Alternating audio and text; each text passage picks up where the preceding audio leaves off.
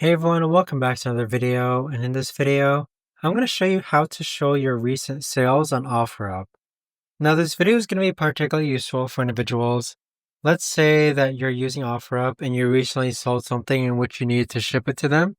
How do you actually go ahead and show your recent sales on OfferUp? Now, this video is going to be short, sweet, and simple, guys. There's not going to be a lot of steps involved. So in order to do this, what you're first going to do is click onto the OfferUp app. Next, click on Account on the bottom right-hand corner. And then from here, click on Purchases and Sales. So what you have here are recently sold items that you've had to actually go ahead and ship through OfferUp. But there you have it. But that right there, guys, is the best and easiest way that I know of to actually go ahead and see your recent sales on OfferUp. If you guys know of a better or easier way to actually do this, let me know in the comments down below. I would love to know. Thanks so much for watching, everyone, and I'll see you guys all in the next video.